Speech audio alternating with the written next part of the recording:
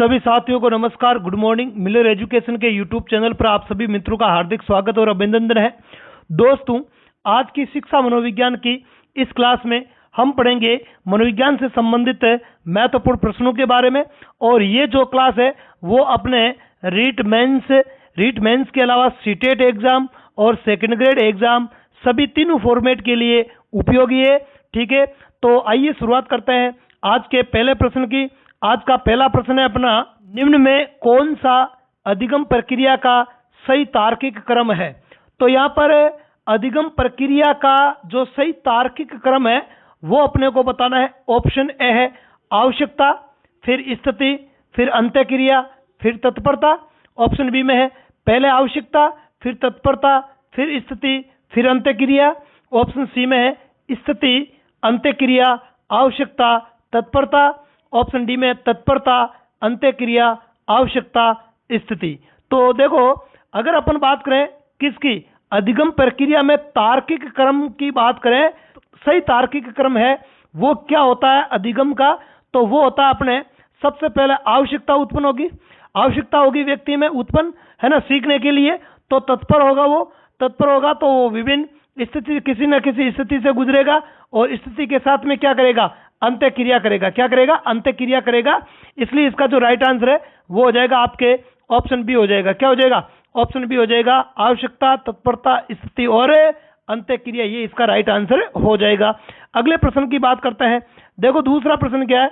दूसरा प्रश्न है अपना, जब एक वयस्क बच्चों के निष्पादन को सहयोग व निर्देशन द्वारा विस्तारित करता है तो इसे कहते हैं। मतलब जब एक वयस्क व्यक्ति किसी भी बच्चे के निष्पादन को सहयोग के द्वारा या निर्देशन प्रक्रिया के द्वारा क्या करता है, बढ़ाता है, उसको विस्तार करता है, उसका विस्तार करता है। मतलब आप सीधा सरल शब्दों में समझो आप कि एक वयस्क व्यक्ति है और वो वयस्क व्यक्ति किसी भी बालक के निष्पादन की जगह आप अधिगम भी समझ लो, है ना। किसी भी बालक के अधिगम को सहयोग के द्वारा या फिर निर्देशन के द्वारा क्या करता है, आगे बढ़ाता है, विस्तारित कर उसको आगे बढ़ाता है। तो इसको क्या कहते हैं। Option A schema, option B scaffolding, option C MKO, D में नार्सिसिज्म। तो इसका जो राइट आंसर है वो हो जाएगा आपके ऑप्शन बी स्कैफोल्डिंग। इस प्रक्रिया को क्या बोलता है, स्कैफोल्डिंग कहता है, जिसमें एक वयस्क व्यक्ति बच्चे के निष्पादन की प्रक्रिया को सहयोग और निर्देशन की क्रिया के माध्यम से या निर्देशन के द्वारा बढ़ाता है, तो उसको स्कैफोल्डिंग कहा जाता है। अगले प्रश्न की बात करते हैं। तीसरा प्रश्न देखो, तीसरा प्रश्न क्या है, biological sketch of an infant नामक पुस्तक की रचना की थी। तो ये एक साइकोलॉजी की पुस्तक है जिसका नाम है बायोलॉजिकल स्केच ऑफ इन्फेंट। तो इस पुस्तक की रचना करने वाले कौन थे। Option A ten, option B prayer, option C Darwin और ऑप्शन डी में हॉल। तो इस प्रश्न का जो राइट आंसर है वो हो जाएगा आपके ऑप्शन सी हो जाएगा डार्विन। डार्विन की ये पुस्तक है biological sketch of an infant. किसकी पुस्तक है, डार्विन की पुस्तक है। अगले प्रश्न की बात करते हैं। चौथा प्रश्न देखो, चौथा प्रश्न है अपना, तस्वीर कुंठा परीक्षण का निर्माण किसने किया था। एक परीक्षण है, कुंठा के मापन करने का एक परीक्षण है और कुंठा मापन का परीक्षण है जिसका नाम है तस्वीर कुंठा परीक्षण। तो इस परीक्षण का निर्माण किसने किया था। Option A Galton, option B Moreno, option C Leopold Bellak और ऑप्शन डी में है रोजेनविग। तो इस प्रश्न का जो राइट आंसर है वो हो जाएगा आपके ऑप्शन डी रोजेनविग। रोजेनविग ने तस्वीर कुंठा परीक्षण का निर्माण किया था। अगले प्रश्न की बात करते हैं। पांचवा प्रश्न देखो, पांचवा क्या है, पांचवा है कौन सा संतुलित समायोजन का क्षेत्र नहीं है। मतलब एक व्यक्ति मान लिया कि संतुलित तौर पर समायोजित है, तो संतुलित तौर पर समायोजित है तो उसका क्षेत्र कौन सा नहीं है। ऑप्शन ए है अच्छा शारीरिक स्वास्थ्य, ऑप्शन बी सामवेगिक संतुलन, ऑप्शन सी अवदान की मांग, ऑप्शन डी में कार्य कुशलता। तो देखो इस प्रश्न का राइट आंसर क्या होगा। प्रश्न में क्या कह रहा है, एक व्यक्ति समायोजित है, संतुलित रूप से समायोजित है। तो देखो यदि कोई व्यक्ति संतुलित रूप से समायोजित है तो उसका शारीरिक स्वास्थ्य क्या होगा, अच्छा होगा। बिल्कुल, ये तो क्षेत्र है इसका, ये तो क्षेत्र है ना। मतलब समायोजित जो व्यक्ति होता है उसका शारीरिक स्वास्थ्य क्या होता है, अच्छा होता है, ये तो इसका क्षेत्र है। बी में सामवेगिक संतुलन, बिल्कुल सही है। जो संतुलित रूप से समायोजित व्यक्ति होता है उसका सामवेगिक संतुलन भी सही तरीके से बना रहता है, मतलब वो सांवैगिक रूप से संतुलित होता है। और ऑप्शन सी में अवदान की मांग, नहीं, अवदान की मांग, मांग का मतलब क्या, कमी, मांग का मतलब क्या हुआ, कमी। तो ऐसे व्यक्तियों में अवदान की हमेशा क्या रहती है, कमी रहती है क्या, नहीं, ये गलत है ना भाई। व्यक्ति समायोजित है तो समायोजित व्यक्तियों में तो अवदान की कमी कभी होती नहीं है, अवदान की मांग कभी नहीं होती है, तो ये इसका क्षेत्र है वो नहीं है। और अगला कार्य कुशलता, तो समायोजित रूप से जो व्यक्ति होता है वो उसकी कार्य कुशलता है वो भी बहुत ज्यादा होती है, तो यहां पर कौन सा क्षेत्र नहीं है, तो ऑप्शन सी हो जाएगा, अवदान की मांग, है ना, अवदान की मांग है वो इसका क्षेत्र नहीं है। अगले प्रश्न की बात करते हैं, छठा प्रश्न देखो, छठा प्रश्न क्या है, छठा प्रश्न है बुद्धि मापक के घटक है। तो बुद्धि मापक के कौन कौन से घटक है, मतलब बुद्धि मापन में किन किन घटकों का उपयोग करते हैं।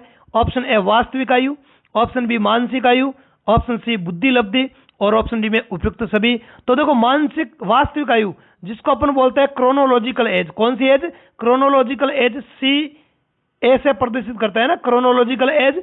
और मानसिक आयु जिसको मेंटल एज बोलते हैं, एम ए से प्रदर्शित करता है। और बुद्धि लब्धि जिसको बोलते हैं आईक्यू। तो ये सब के सब जो घटक है वो बुद्धि मापन के ही घटक है, इसलिए इसका जो राइट आंसर है वो क्या हो जाएगा, वो हो जाएगा ऑप्शन डी उपयुक्त सभी। क्योंकि आपको पता है बुद्धि लब्धि आईक्यू, बुद्धि लब्धि आईक्यू बराबर क्या होता है, mental as upon chronological age into 100, ये अपने आईक्यू ज्ञात करने का क्या होता है, फॉर्मूला होता है। तो इस फॉर्मूले में आईक्यू बुद्धि लब्धि भी आ रही है, मानसिक आयु भी आ रही है, और क्रोनोलॉजिकल या वास्तविक आयु भी आ रही है। तो ये तीनों के तीनों घटक है वो बुद्धि मापन के होते हैं। अगले प्रश्न पर बढ़ने से पहले एक विशेष सूचना, और सूचना ये है कि आप मिलर एजुकेशन के यूट्यूब चैनल के अतिरिक्त टेलीग्राम चैनल से भी जुड़ सकते हो। टेलीग्राम का जो लिंक है वो वीडियो के डिस्क्रिप्शन बॉक्स में दे रखा है, ठीक है। टेलीग्राम चैनल पर जुड़ने का फायदा ये होगा कि वहां पर अलग अलग सब्जेक्ट के निश्चित टाइम टेबल के तहत एक शेड्यूल बना हुआ है, उस शेड्यूल के तहत आपको हर रोज क्विज मिलता है, ठीक है। जैसे 7 बजे क्विज मिलता है तो 7 बजे ही मिलेगा वो, ठीक है। 8 बजे का टाइम है उसमें तो 8 बजे का ही रहेगा।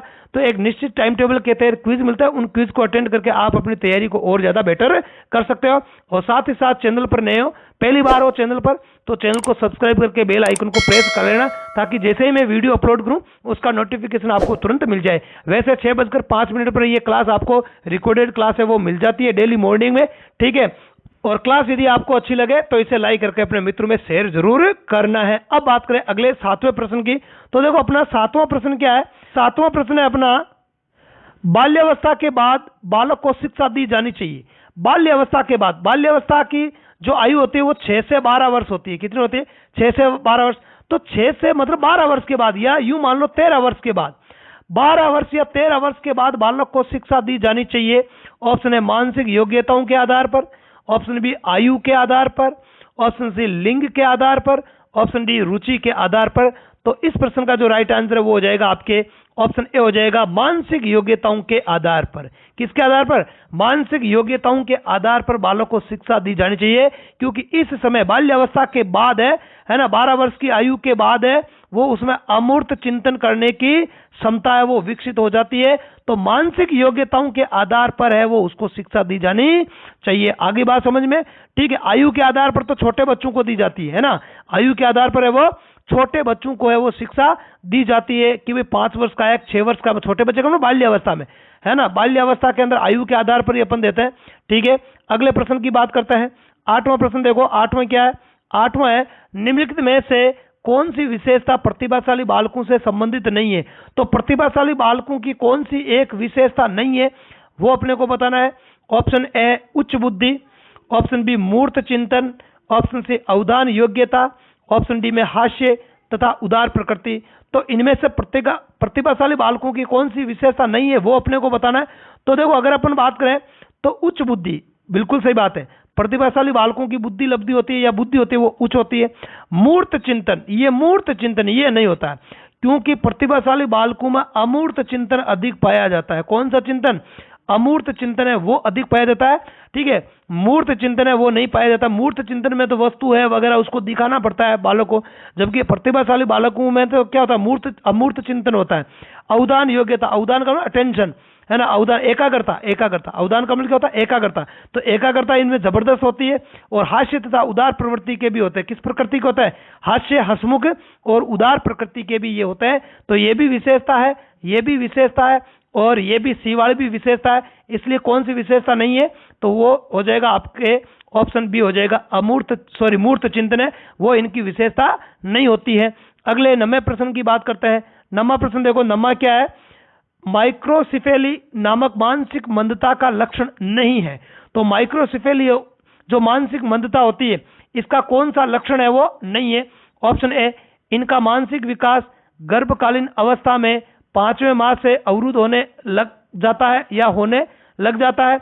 मतलब इस प्रकार के बच्चे जिनमें मानसिक मंदता पाई जाती है, तो उनका गर्भकालीन जो अवस्था है उसमें 5वें माह से बाद उनका जो विकास है, मस्तिष्क का विकास है, वो अवरुद्ध होने लग जाता है।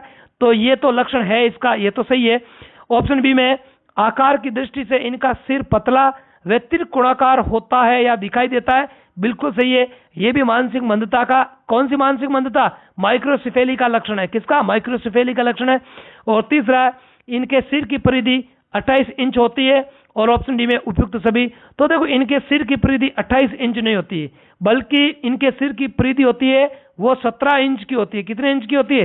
17 इंच की होती है। 28 इंच की सिर की परिधि तो हाइड्रोसिफेली रोग में होता है। किसमें? हाइड्रोसिफेली। वापस लिख दूं मैं इसको अच्छे से।